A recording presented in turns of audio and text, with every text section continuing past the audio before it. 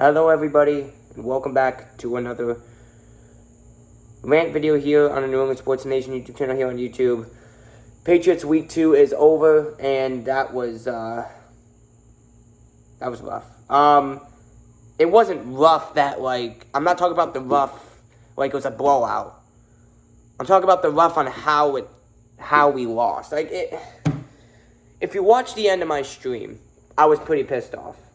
Because, we lost in overtime. It's been like an hour or two since the game has ended. And, I'm not gonna scream that much in this video. If any of you were looking for that, I'm probably not gonna do that. I feel like I did that enough in the stream. Just because it was happening in real time and everything. But while I was streaming, there was something that I didn't know until after the stream, and I'll get to that later. And that's why the title says what it says, and the thumbnail says what it says. Because I'm not saying that because I'm pissed and the Patriots lost.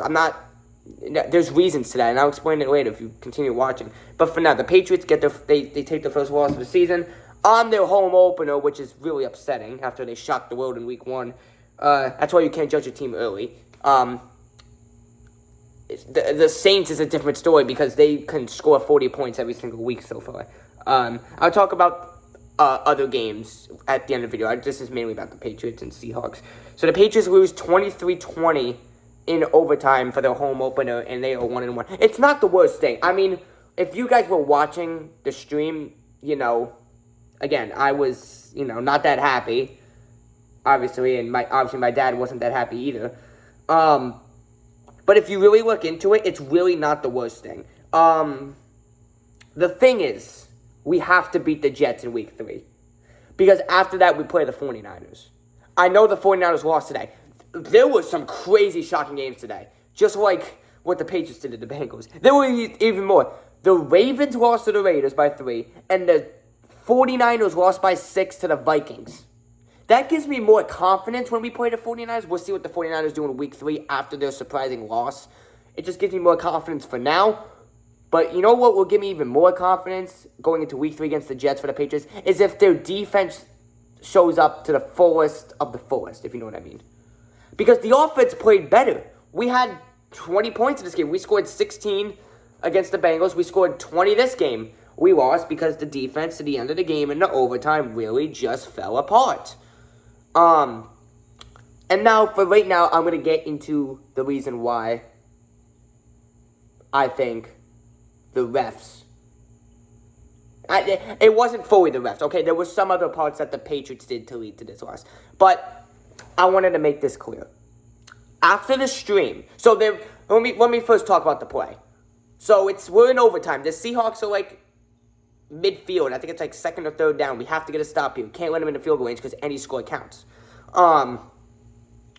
So Geno Smith throws it down the sideline pretty deep, and it was incomplete. But the refs called pass interference on Jones to get the Seahawks into a first down in the field goal range. There was other stuff before that got to the Patriots' loss, and I'll explain that after this. But I want to talk about the ref, or the refs, whoever called that play. They called that pass interference, and it led the Seahawks going into the field goal range to get a field goal and win the game, 23-20. And after the game, when I was in the car, going back home, after the game, I forgot his first name, but the player that Jonathan Jones was guarding on that play in the locker room said, I think his last name is Lockett. I forgot his first name, but his last name is Lockett, so I'm just going to call him Lockett on the Seahawks. He said that should not have been pass interference. I said this during hockey season, I think, in the Bruins playoffs this year, earlier in the spring. It was with the Sam Bennett call. Remember that? Remember that video I made with the Sam Bennett call that should not have counted in the Bruins playoff series? It's not that. We're not in the playoffs, obviously. But it's the same situation that the opposing team, that the bad call works for them. Their player mentions it should not have been a penalty. Sam Bennett didn't say that, but Rangers fans were. Remember when I said that? When Rangers fans were saying that shouldn't have counted? This is not about the Bruins, obviously, but it's the same thing. It's the same thing. Lockett said that should not have been a penalty to Jonathan Jones on media. Should not have been a penalty. And that's when I decided to title this video about the refs. Because I said this in spring. This is exactly what I said in the spring with the Bruins. It sends a clear message. It's exactly what I said. It sends a clear message that should not have been a penalty. That should not have been pass interference. Who knows? The Seahawks still could have drove down the field. Or defense was falling apart. Maybe it wouldn't have mattered. You don't know. Now let me talk about the things before that. Because there were things before that. It was not just the refs. I just wanted to say that because that was part of it.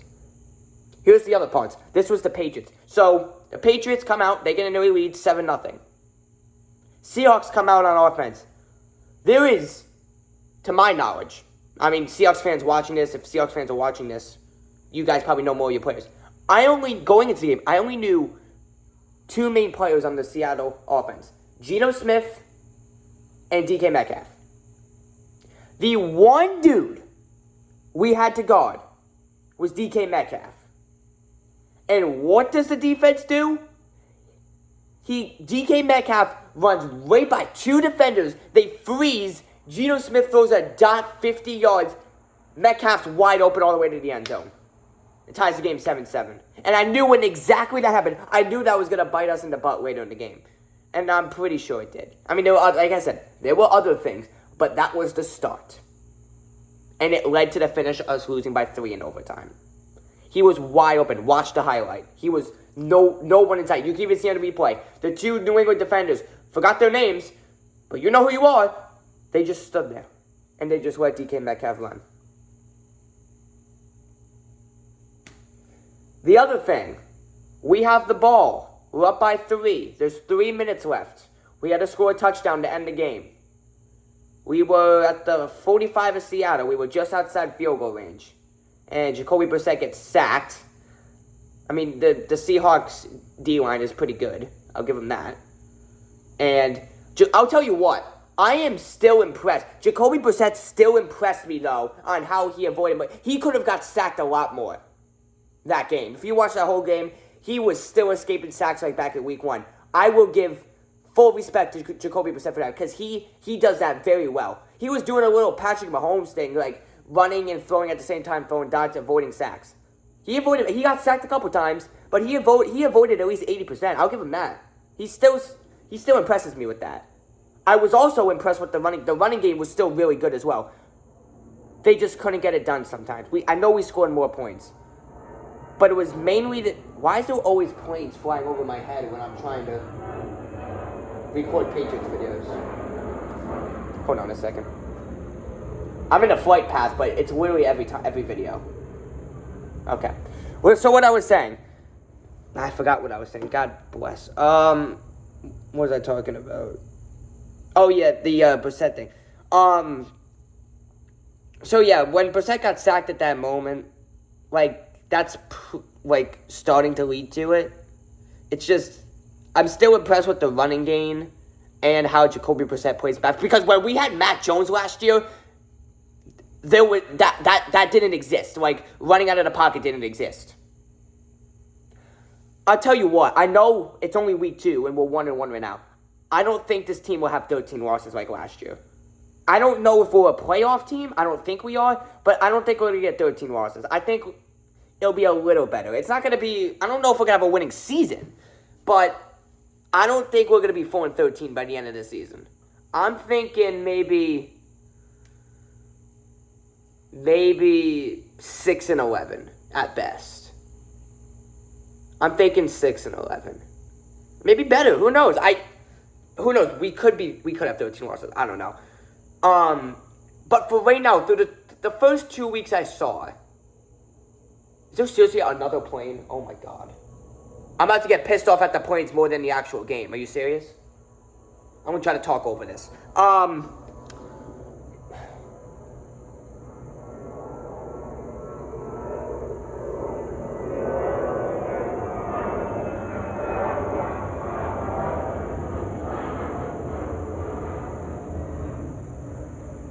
about to start ranting on airplanes in literally 5 seconds if another one flies over my head.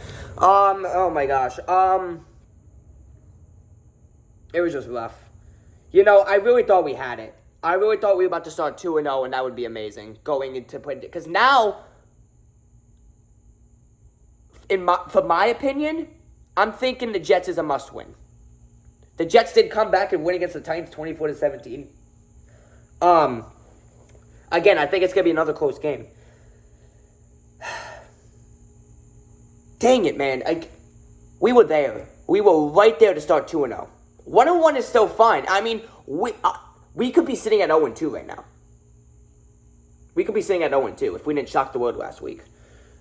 The Seahawks just got lucky both games. They know it. They only beat the Broncos by 2, and they just beat us by 3 in overtime. And since the 49ers lost, somehow, I don't know how, the Seahawks now stand alone in first place in the NFC West. You're welcome. I also say you're welcome to the rest for that one play as well. Let me know what you guys think, though. Yeah, I'm really surprised with the Ravens loss and the 49ers loss this week. That was really interesting. The Chiefs are playing it out. The Chiefs lose 2 to the Bengals, who just lost against the Patriots. That's another point, but it's a smaller one, so you won't hear it that much. My goodness gracious. But yeah, if the Chiefs lose 2 this week, that would be, dude, that would be crazy. So I'm probably just going to watch that game after recording this video. So I'm probably not going to upload this video once I'm done recording it, because I'm going to watch more of the football games. And then we have Sunday Night Football. That's the Texans versus Bears. Dude, the Bears could start 2-0. That'd be pretty cool to see. The Packers won today. I do support the Packers. Packers are my second favorite team because of Tom Grassi. Shout out to Tom Grassi. You guys probably know him if you're watching this video. If you don't, definitely go check him out because he's like one of the best football streamers out there. And my dad supports the Green Bay Packers, so I just go along with him. So that's cool that they won. They're 1-1 as well. Jonah Love got hurt, but their backup got the job done. They won 16-10, just how the Patriots won last week. So that's pretty funny. So both of the teams that I support is 1-1. So that's cool that the Packers won. Just get something. Okay. But yeah, let me know what you guys think. We play the Jets Thursday night. Excuse me, Ryan. We play the Jets Thursday night, so we really need to win that game because even though the 49ers lost this week, I still think they can beat us. And who knows, they could have just had an off day because they can pick it right back up next week because they are the 49ers. So it was a rough week the Ravens are 0-2, by the way. They lost to the Raiders 26-23, I'm pretty sure. The Ravens are 0-2. Ravens got robbed last time. I didn't watch the highlights of that game, so I don't know how the Raiders won. Probably a game-winning field goal, I would guess. But man, the AFC, the team that went to the AFC Championship starts 0-2, and they lost to the Raiders. That's pretty rough. So it could be worse for the Patriots. The Ravens have a worse record than us. Like, I'm over here complaining. I get it. Ravens fans are saying like, well, we're 0-2, so you shouldn't be complaining. I know. I understand. I might even be overreacting a little bit because it is only week 2, but it's a game, and we've been here before as Patriots. We've been here, every NFL fan has been here before. It was a winnable game, and we could have been 2-0 to a team that was 4-13 last year. That's why I'm a little upset. I mean, I know I looked a lot more upset in the stream because that's when it first happened, so you kind of get that, upset feeling when it happens, like, in real time, but when time goes along, you start to, just forget about it. And if the Patriots hopefully win on Thursday night, I will forget about this loss and go into the 49ers in week 4 and hopefully try to pull out the biggest upset in the NFL this season because that would be it if we somehow do it. Then again, overall, the offense played better. The defense did not. That's why we lost this game and missed opportunities and the ref with one play. It just all combined into a rough overtime loss. Thank you all for watching this video. Let me know what you guys think. Next Patriots video will most likely be around Thursday for week 3. I'm so glad I don't have to wait until Sunday for the next Patriots game so I can see if the Patriots are ready to win again. Because if we don't beat the Jets, we might be in trouble for the start of the season because I really do not think we're going to beat the 49ers. I know they lost to the Vikings, but I think the 49ers will pick it back up and get on a winning streak because they are the 49ers. They are the reigning NFC champions. So thank you all for watching. I'll see you guys next time. Let's go Patriots, Red Sox, Bruins, and Celtics. I'm still planning on doing that Red Sox rant video sometime in the beginning of October. And technically the Red Sox do have a chance for the wild card still. That's really funny. They're 3.5 games back. And there's 2 teams ahead of them that are 2.5 games back. I still really doubt they're going to make it. Let me know what you guys think. I'll see you guys next time. Peace out, everybody.